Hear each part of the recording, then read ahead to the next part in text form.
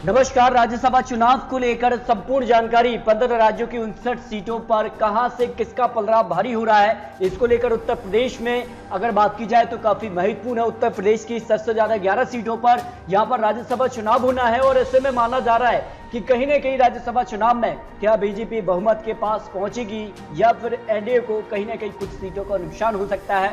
नुकसान किन किन राज्यों में होगा, कहां किसको फायदा होगा, तो संपूर्ण जानकारी आपको देंगे, क्योंकि एनडीए को नुकसान या यूपीए को फायदा, तो राज्यसभा की सभी सीटों पर यहां पर विश्लेषण सामने आ चुका है। अगर बात की जाए वर्तमान में तो राज्यसभा में 59 सीटों में से बीजेपी 25 सीटों पर यहां पर कब्जा है, जबकि जेडीयू के खाते में 2 है, एआईडीएमके के खाते में 3 सीटें, निर्दलीय 1 सांसद। 59 सीटों में से 31 पर एनडीए के पास यहां पर कब्जा है। अगर बात की जाए यूपी की तो यूपी में यहां पर कांग्रेस के 8, डीएमके के 3, शिवसेना एनसीपी के 1-1, और अगर बात की जाए तो कुल मिलाकर 13 पर जो है यूपीए है। और अगर बात की जाए तो यूपीए से 2 या 4 सीटों का यहां पर सीधे तौर पर फायदा हो सकता है। यूपीए को कहां फायदा होगा ये भी आपको महत्वपूर्ण जानकारी देंगे। बात की जाए अन्य की तो अन्य में अगर महत्वपूर्ण भूमिका हो जाती है, और अन्य अगर बात की जाए तो 59 सीटों में से सबसे ज्यादा समाजवादी पार्टी के पास 3 है, लेकिन इस बार जो है चुनाव है और ऐसे में अगर बात की जाए तो कितनी सीटें समाजवादी पार्टी के पक्ष जा सकती हैं। बीजेडी यानी बीजू जनता दल के पास यहां पर 4 है, जबकि बसपा के 2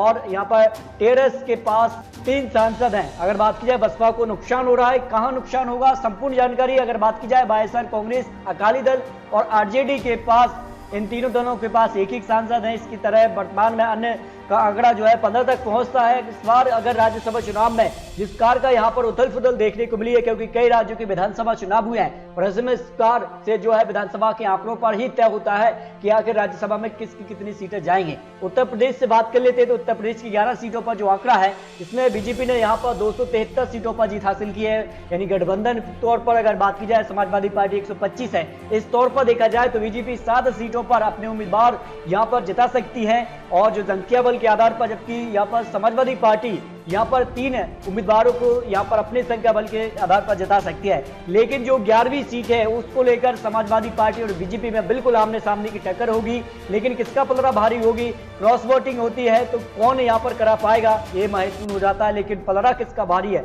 इसके अलावा महाराष्ट्र से भी 6 यहां पर सदस्यों को यहां पर चुना जाना है। इसमें महाराष्ट्र में सबसे ज्यादा खलबली देखने को मिल रही है, क्योंकि महाराष्ट्र में 3 यहां पर जो आपस में लड़े चुनाव, लेकिन अब सरकार गठबंधन के तौर पर चला रहे हैं, जिनमें शिवसेना, एनसीपी, कांग्रेस यहां पर साथ में है। तो ऐसे में माना जा रहा है कि यहां पर इस गठबंधन को कितनी सीटों का फायदा हो सकता है।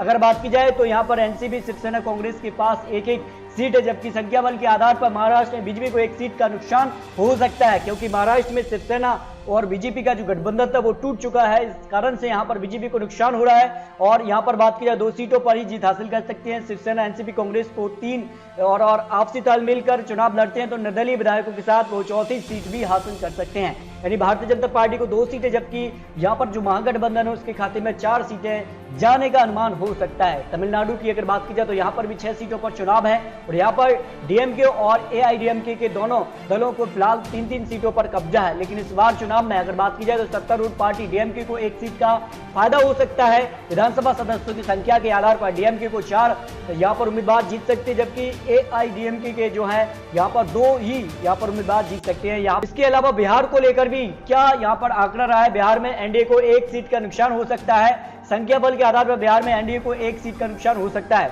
बीजेपी पहले की तरह आराम से 2 उम्मीदवार जीत सकती है, लेकिन इस बार राज्यसभा में भेज सकती है, लेकिन सहयोगी जेडीयू को कम विधायक होने के कारण इस बार केवल 1 उम्मीदवार उनका यहां से निकल सकता है।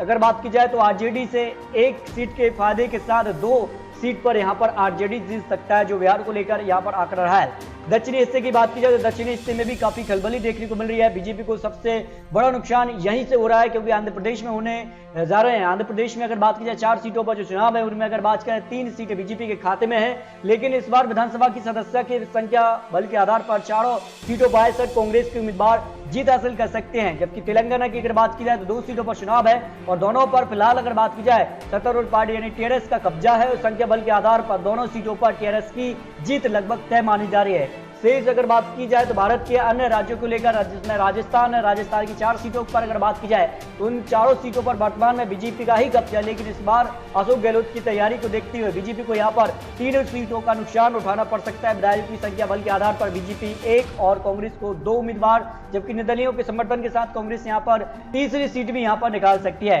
इसी अगर बात की जाए तो मध्य प्रदेश में बीजेपी को फायदा हो रहा है और मध्य प्रदेश की अगर बात की जाए तो 2 सीटों पर बीजेपी और 1 सीट पर कांग्रेस को जीत मिलने की उम्मीद यहां पर लगाई जा रही है। उड़ीसा की भी बात कर लेते हैं। उड़ीसा की 3 सीटों के लिए जो मतदान है उससे अगर बात की जाए तो सत्तारूढ़ पार्टी यानी बीजू जनता दल के पास ही है और तीनों जो यहां पर सीटें हैं संख्या बल के आधार पर तीनों सीटों पर जो है बीजू जनता दल के खाते में सीटें जा सकती हैं।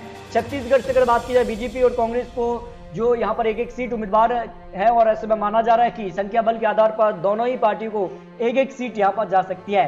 पंजाब में यहां पर जबरदस्त कांग्रेस को नुकसान हुआ है, श्रोमणी अकाली दल को भी नुकसान हुआ है और पंजाब में आम आदमी पार्टी ने जो है इससे पहले भी 5 सीटों पर जीत हासिल की थी और यहां पर माना जा रहा है कि जो सीटें हैं फिलहाल यहां पर आम आदमी पार्टी का ही यहां पर दबदबा देखने को मिल रहा है। झारखंड की अगर बात की जाए तो झारखंड में काफी उथल पुथल देखने को मिल रही है। जेएमएम और कांग्रेस गठबंधन में टकरार है और अगर ऐसे में ये टकरार बढ़ती रही तो इसका फायदा बीजेपी उठा सकती है। 2 सीटों के चुनाव में अगर बात की जाए बीजेपी के पास केवल 1 सीट ही जीतने के लिए बीजेपी उम्मीदवार को जुगाड़ का सहारा लेना पड़ सकता है।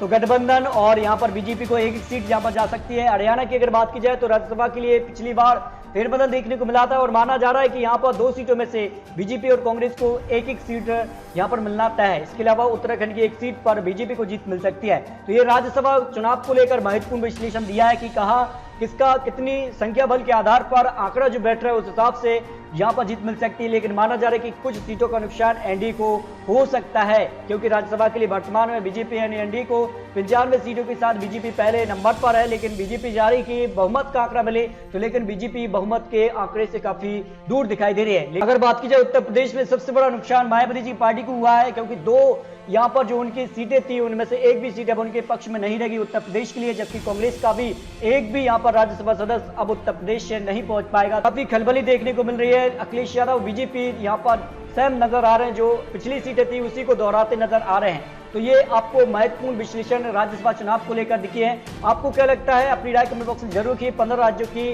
59 सीटों में कहां किसका पलड़ा भारी हो सकता है? क्या एनडीए को नुकसान होगा या यूपीए को फायदा होगा? तो 15 राज्यों की 59 सीटों का संपूर्ण विश्लेषण दिया है कि आखिर संख्या बल के आधार पर कहां किसका कब्जा हो सकता है, लेकिन माना यह जाता है कि कहीं ना कहीं क्रॉस वोटिंग के जरिए निर्दलीय के सहारे दम पर भी यहां पर कई सीटों पर बड़ा फेरबदल भी हो सकता है। तो आपको क्या लगता है अपनी राय रख सकते हैं। मिलते हैं और सटीक और महत्वपूर्ण विश्लेषण के साथ, तब तक के लिए जय हिंद जय भारत।